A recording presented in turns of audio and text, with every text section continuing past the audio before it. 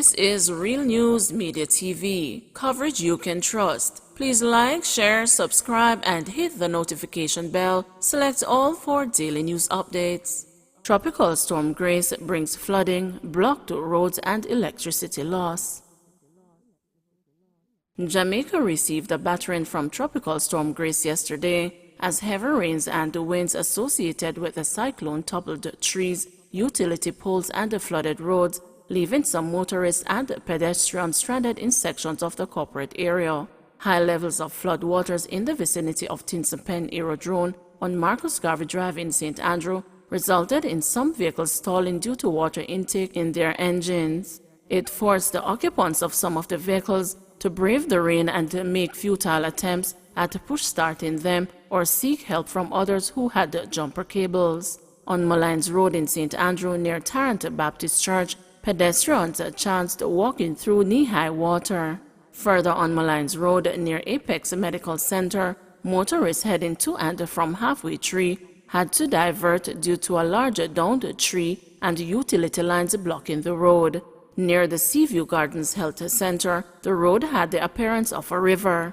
Last night, the Office of the Disaster Preparedness and Emergency Management advised that Hordley Crossing in the Golden Grove area of St. Thomas was blocked. Bachelor's Hall in Bath was impassable, as was the Sunning Hill intersection with Bath.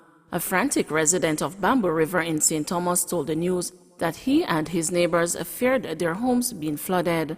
Many communities across the island were without electricity for most of the day as Grace pummeled the island with rain and gusty winds. The Jamaica Public Service Company said that its power delivery system had been damaged. Kingston and St. Andrew, St. Catherine, St. Thomas, Portland, St. Mary, and St. Anne were the parishes most badly affected.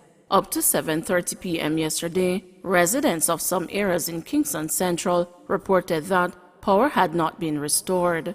Winsome Cullum, JPS's Director of Corporate Communications, said it was too early to report on the full extent of damage. She said JPS received numerous calls yesterday about landslides destroying electricity poles and trees falling on power lines. The problem was made worse by blocked roads, intense lightning, heavy winds, and rain that prevented JPS teams from commencing restoration works. Cullum called on JPS customers to exercise patience if they lose electricity. It will take some time to get the power back on.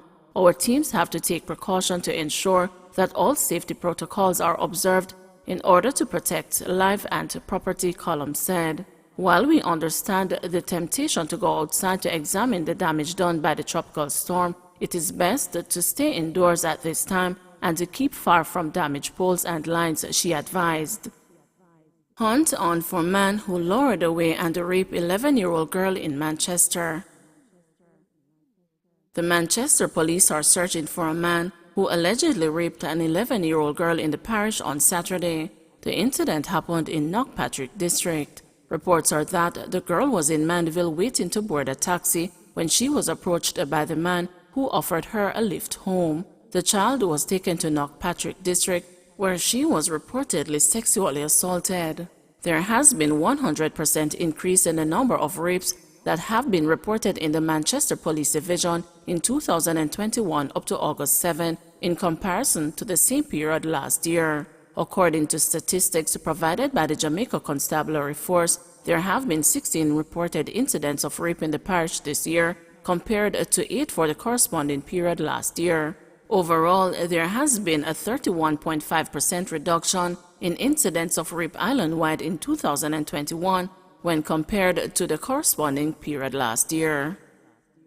Policeman succumbs after being shot during St. Catherine robbery.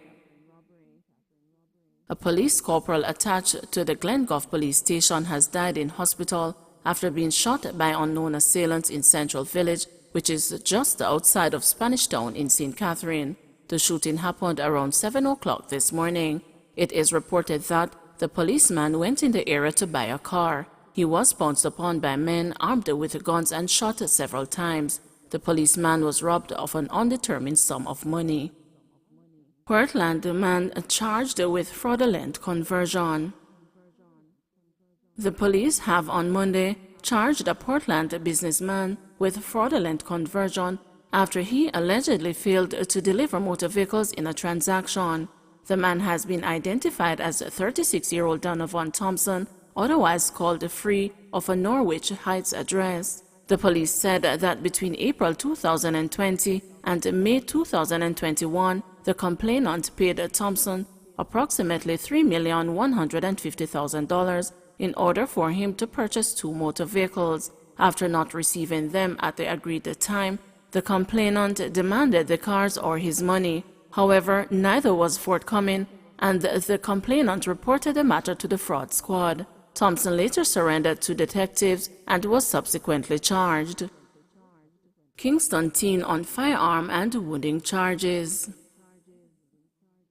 A Kingston teenager has been charged with wounding with intent, shooting with intent, and illegal possession of firearm and ammunition following an incident along Lagos Drive, Pineland in Kingston 11 on Tuesday, May 11. The police said that the complainants were standing along a roadway in the community about 11:05 p.m. when the teen, who was among a group of men, allegedly pounced upon them and opened gunfire. 2 people received gunshot injuries. Following an investigation, the teen was arrested and subsequently charged. His identity is being withheld because he is under the age of 18. Woman charged with man's murder in St. James. A St. James woman has been charged with the murder of 35-year-old Richard Baker, otherwise called Jimmy, a laborer of Dallas, Glendevon in the parish, who was shot and killed on the Salt Spring Main Road on Thursday, August 12. Charged is 30-year-old Sudeen Hilton of Beverly Hills, Hendon, Norwood. Reports from the St. James police are that about 6 p.m., Baker was driving his white Toyota Crown motor car and stopped to make checks on his vehicle when a white Toyota Oxio drove up beside him and opened gunfire in his direction.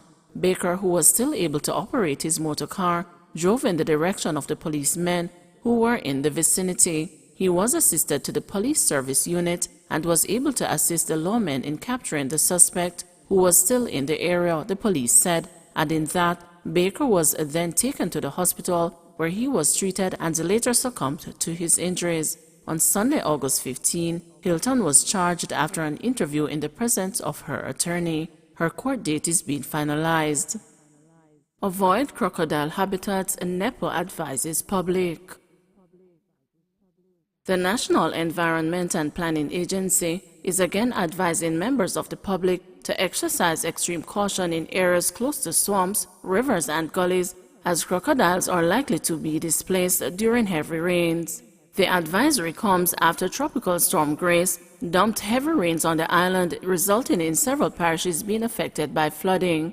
In a flyer shared on its Twitter platform on Wednesday morning, hours after the tropical storm warning was lifted for the island, NEPA urged persons to avoid provoking crocodiles, as these sensitive creatures may become defensive if cornered or attacked. It is an offense under the Wildlife Protection Act to possess, hunt, kill, capture, or willfully molest a crocodile, NEPA advised.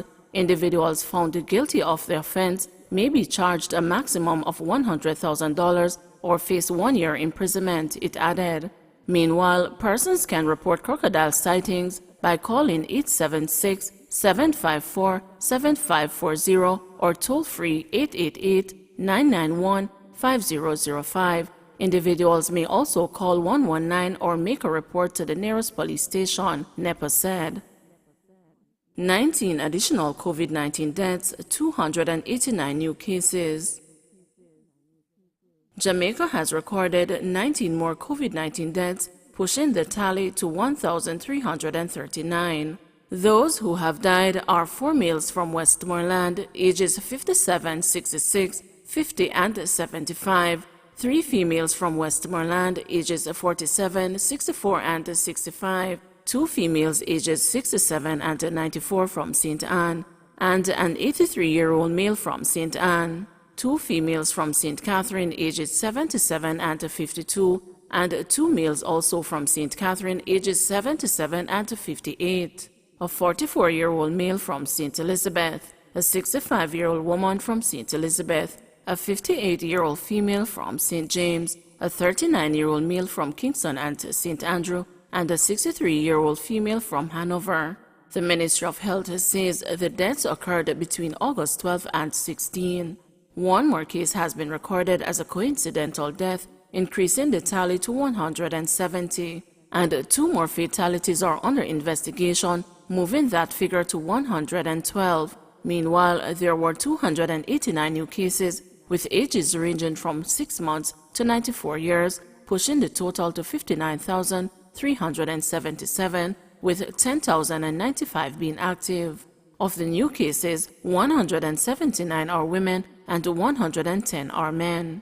The parish breakdown is as follows: Westmoreland 83, Kingston and St. Andrew 80, St. Catherine 38, St. James 31, St. Anne 13, Manchester 12, Trelawney 11, St. Elizabeth 7, Portland 8, Hanover 6, and Clarendon, St. Thomas and St. Mary recorded no new cases. A total of 1,128 tests were conducted. The country's positivity rate stands at 30.7%. In the meantime, there were 30 more recoveries, increasing the total to 47,570. Some 494 persons are in hospital, with 111 being moderately ill and 32 critical. 4 persons are in government quarantine, while 40,197 are at home. Don't forget to like, share, subscribe, and hit the notification bell. Select all for daily news updates.